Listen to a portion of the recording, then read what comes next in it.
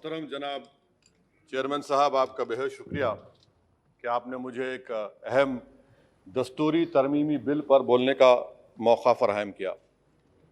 मोहतरम चेयरमैन साहब, मैं आपकी जानिब से बरसर इख्तिदार जमात को मुबारकबाद देना चाहता हूँ कि आज उन्होंने जो दस्तूरी तरमीमी बिल को लाया है, आप शाबानों के उस कानून के लाने के नक्श कदम पर चल रहे हैं। मुबारकबाद देता हूँ आपको और उम्मीद करता हूँ कि इसके बाद बरसर इख्तिदार जमात के ज़िम्मेदारों की ज़बानों से बार बार शाबानों का जिक्र नहीं होगा, क्योंकि ये आपका दस्तूर में इस बात की इजाज़त है कि सुप्रीम कोर्ट अगर कोई फ़ैसला देता है तो सरकार को इस बात की इजाज़त है कि वो उस फैसले के ऊपर कानून बनाए जो आपने किया। तो इसलिए मैं कह रहा हूँ कि आपने शाबानों की रिवायत को बरकरार रखा, आपको मुबारकबाद।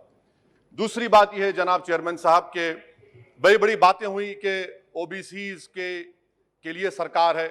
मैं इसको डिस्पेल करता हूं, एक्सपोज करता हूं। ये सरकार ओबीसीज के लिए नहीं है। क्यों नहीं है? National commission of scheduled caste, national commission of scheduled tribe जो है 338B में उनको जो इख्तियार दिया गया है वो प्लान एंड पार्टिसिपेट करने का। आप ओबीसीज में एनसीबीसी कहने के खाली एडवाइस करना, यहां पर प्लान और पार्टिसिपेट है ही नहीं। तो ये आपका एक्सपोज करता है आपकी हिपोक्रेसी को और आपकी मुनाफिकत को। दूसरी बात यह है कि रोहिणी कमीशन ने कहा कि 10% ओबीसी 50% रिजर्वेशन को हासिल कर रहे हैं और 20% जाते हैं, इनको कुछ नहीं मिल रहा है। तो सब कैटेगराइजेशन क्यों नहीं कर रहे आप? अगर आप ओबीसी के लिए हैं तो मखसूस कास्ट के लिए आप हैं, आप तमाम ओबीसी के लिए नहीं है। ये आप ही का रोहिणी कमीशन ने आया है। तो सब कैटेगराइजेशन आप करेंगे नहीं करेंगे? तीसरी बात यह है कि सर ये कैसा बात है कि अगर रियासत तेलंगाना में जो मुसलमानों की बैकवर्ड कास्ट है उनको रिजर्वेशन मिलता है मगर सेंट्रल लिस्ट में उसका जिक्र नहीं होता। तो एक ऐसा कानूनी मैकेनिज्म बनाने की जरूरत है कि अगर किसी स्टेट और रियासत में वो ये तय करती है कि ये हमारे स्टेट की ओबीसी है तो सेंट्रल लिस्ट में उसका रिफ्लेक्ट होना चाहिए। मिसाल के तौर पर बिहार में सुरजापुरी जात का जिक्र ही नहीं है सेंट्रल लिस्ट में, तो इसका हुकूमत करेगी नहीं करेगी। चौथी बात यह है कि आप क्यों डर रहे हैं? नरेंद्र मोदी की सरकार क्यों डर रही है? 50% को क्रॉस करिए ना। जब प्यार किया तो डरना क्या, तोड़ जाइए 50% को। क्यों 50% को डर रहे हैं आप? जो 50% है उनको 27%, जो 20% है उनको 50%। तो आपकी मोहब्बत ओबीसी से नहीं है, आपकी मोहब्बत उनके वोट से है और आपका दिल उन 20% के लिए धड़कता है जिसके लिए आपने 50% तहफ़्फ़ुज़ रिजर्वेशन दी है। यह आपकी हकीकत है।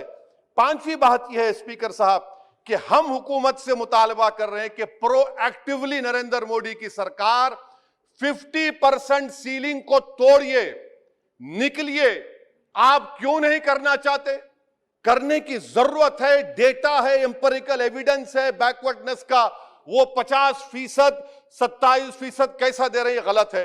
छठी बात यह है कि सर ये एक सुनहरा मौका है कि आप इस तरह का कानून बनाइए, 50% लिमिट को क्रॉस करिए और ओबीसी समाज से सही मानों में इंसाफ करिए। सर एक और बात, आज ही के दिन 1950 10 अगस्त को प्रेसिडेंशियल ऑर्डर हमने निकाला था, बड़ा तारीखी दिन था जिसमें हमने शेड्यूल्ड कास्ट को रिजर्वेशन दिया। मेरा हुकूमत से मुतालबा है, मैंने कांग्रेस की हुकूमत थी वहां बैठता था मैं, आज यहां बैठकर भी तीसरी मर्तबा कह रहा हूं कि 1950 का प्रेसिडेंशियल ऑर्डर रिलीजन के बुनियाद पर बनाया गया जो राइट टू इक्वालिटी के खिलाफ है, जो राइट टू इक्वालिटी के खिलाफ है। एक सुनहरा मौका आपके पास आया है कि उसको रिलीजन न्यूट्रल करिए। जब शेड्यूल्ड कास्ट में हिंदू, बौद्ध और सिख आ सकते हैं तो दलित मुसलमान, दलित क्रिश्चियन क्यों नहीं आ सकते? सच्चर कमेटी गवर्नमेंट की कमेटी, उसमें जिक्र लिखा है। आप वो नहीं करना चाहते, आप नहीं करेंगे तो देख रहे उत्तर प्रदेश का अंसारी देख रहा है, उत्तर महाराष्ट्र के वो पसमानदा मुसलमान देख रहे हैं कि क्या तमाशा आप लोग करते हैं। यहां वहां चले आते हैं, वहां के यहां आते हैं और हम लोग बीच में फंसे हुए रहते हैं। सर छठी बात यह है, सातवीं बात यह है कि मैं हुकूमत से इस बात का मुतालबा कर रहा हूं कि 1950 प्रेसिडेंशियल ऑर्डर को रिलीजन न्यूट्रल किया जाए। अच्छा, ओबीसी की आपकी सरकार है, 89 सेक्रेटरीज हैं, कितने ओबीसी है बताइए? 89 सेक्रेटरीज में 5 अगस्त 2009 को एक भी ओबीसी सेक्रेटरी नहीं था। एक शेड्यूल कास्ट और 3 एसटी थे। मुबारक हो आपको, आपकी मोहब्बत ये है, डेटा कह रहा है, मैं नहीं कह रहा हूं, आप मुझे झूठ साबित कर दीजिए। अच्छा, सेंट्रल यूनिवर्सिटी में सर, सेंट्रल यूनिवर्सिटी में 51.6% ओबीसी के पोस्ट वैकेंट हैं। इसीलिए मैंने कहा कि आपको उनके वोट से मोहब्बत है, उनको जमीन से आसमान पर उठाने से आपको कोई मोहब्बत नहीं है। यह हकीकत है सर। और सर, ये यहां पर बैठकर मैंने हमारे कांग्रेस के लीडर की तकरीर को सुना। शिवसेना वाले कह रहे हैं, एनसीपी वाले कह रहे हैं मराठा मराठा। भाई साहब, महमूदुर रहमान कमेटी की रिपोर्ट ने कहा था महाराष्ट्र में कि मुसलमान सोशली एजुकेशनल बैकवर्ड है, जो बॉम्बे की हाईकोर्ट ने उसको अपहेल्ड किया। और आप सिर्फ मराठाओं की बात करते हैं, मुसलमानों की बात क्यों नहीं करेंगे? वो 50 कास्ट जो मुसलमानों की बैकवर्ड है महाराष्ट्र में, वो देख रही है आपके इस तमाशे को और आपको एक्सपोज करके रहेगी। आप उनकी बात ही नहीं करते। मराठाओं को जरूर दीजिए, मगर आपके इस बड़े दिल में क्या उन गरीब मुसलमानों के लिए धड़कता हुआ दिल नहीं है कि हम सिर्फ भिखारी हैं, आपका वोट हासिल करेंगे, आपको नेता बनाएंगे, मुख्यमंत्री बनाएंगे, प्रधानमंत्री बनाएंगे, और हमको क्या मिलेगा? इफ्तार की दावत और मुंह में खजूर, रिजर्वेशन नहीं मिलेगा हमको।